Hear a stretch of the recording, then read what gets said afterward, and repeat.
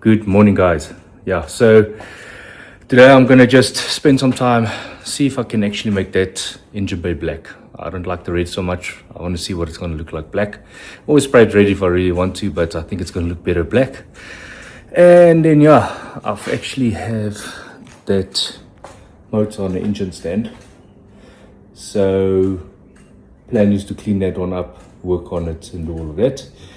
And then I actually made myself a little bit of a, see the poles and the chain and stuff, so I made myself a little bit of a place for the block and tackle to work on, so I can hook it on and actually make the take the engine out, move it, enough space to do the transplant, so I can actually move that red Golf forward and actually drop the engine in when I need to. So I had to make a plan because I don't have a hoist and I'm not gonna go and buy one. So yeah, so we made a plan. And then yeah, so let's just see where this takes us.